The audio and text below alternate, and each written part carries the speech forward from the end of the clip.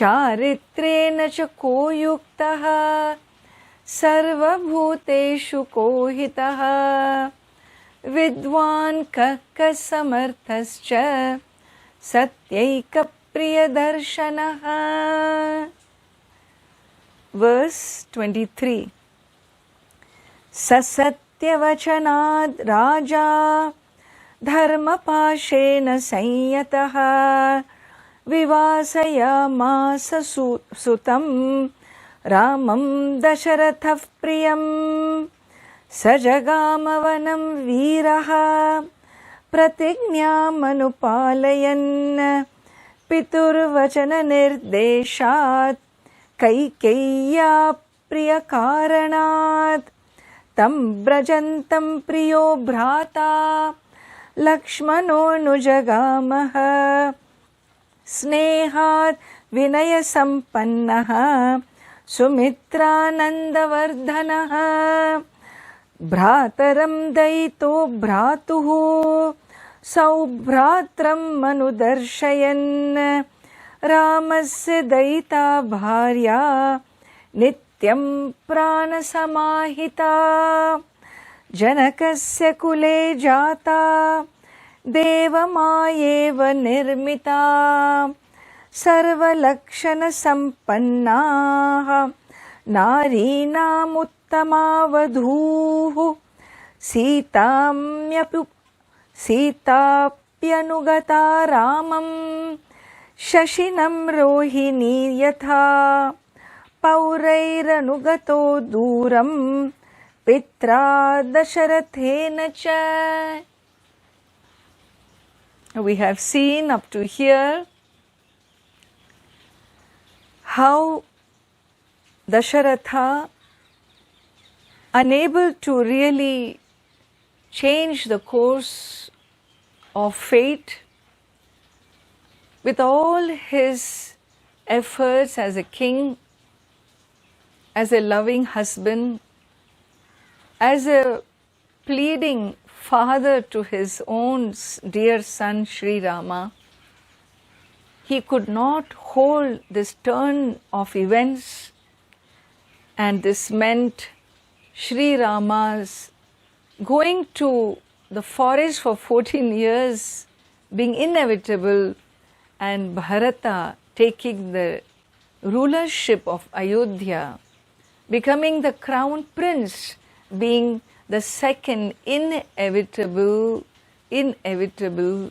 course of action. And this being so, we saw in the last class, Sri Rama with Sita Devi and Lakshmana, they entered the chariot, and the entire Ayodhya has gathered. All the citizens are in deep grief.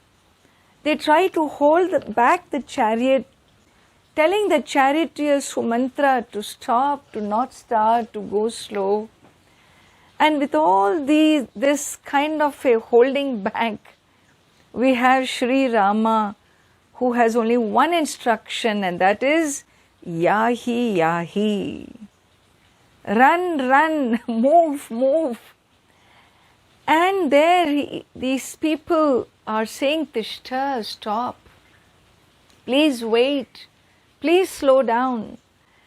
And when he looks around, he suddenly sees his own father and Mother Kausalya and other queens all walking behind the chariot, and father really running, stumbling to get a last look at his son. And Sri Rama makes it a point to really push the charioteer to just dash for the forest, to just get away from there.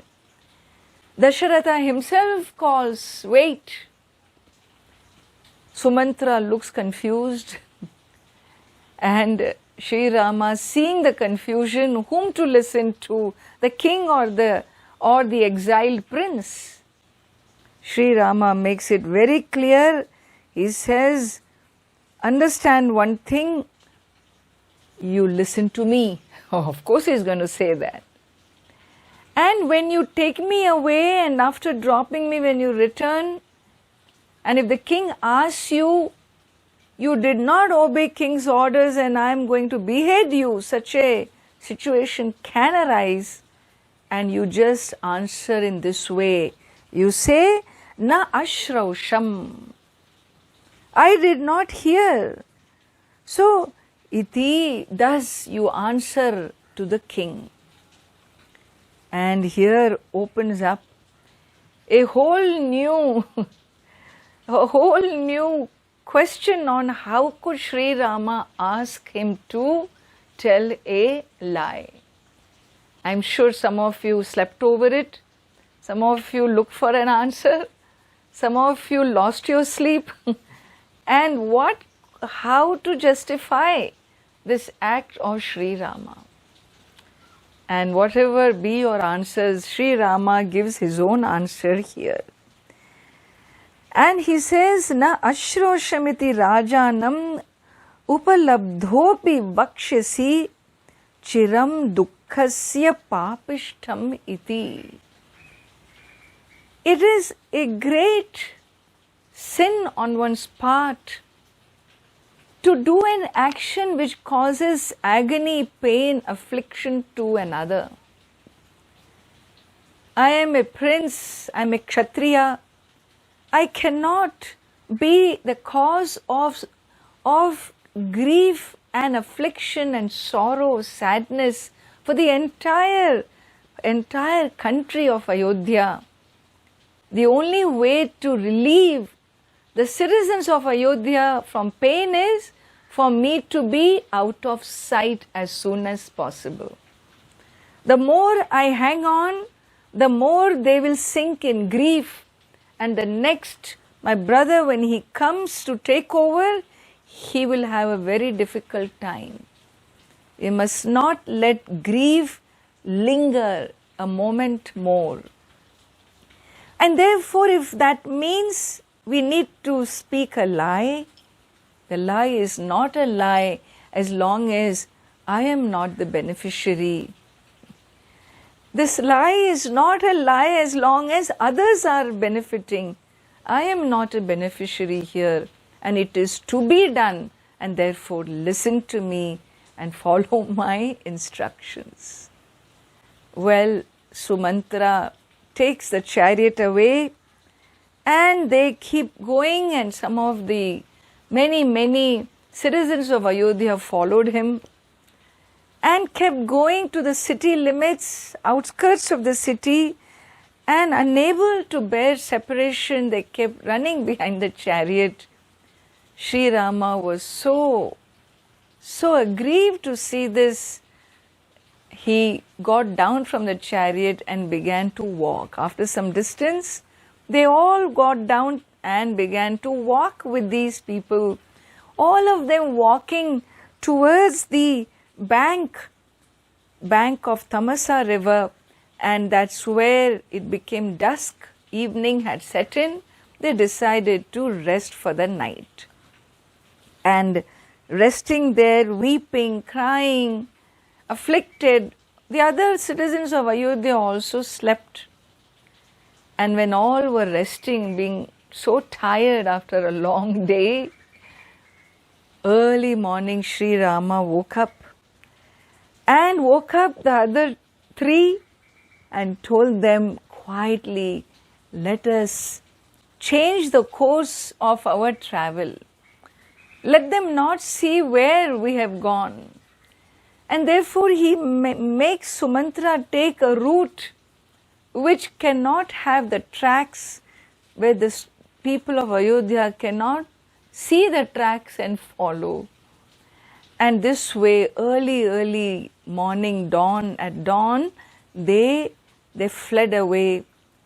Once the sun rises and people wake up, they see Sri Rama is missing. And with this little mischief, they are at a loss. They go here and there, look for where they went, but finding no trace, they slowly begin to return to Ayodhya. And so in this way they kept going and going. They crossed many rivers, Veda Shruti, Gomati, Syandika, all these rivers were crossed until they reached Ganga. And so they reached the banks of Ganga, and over there, well, the news is around that the prince has left for the forest.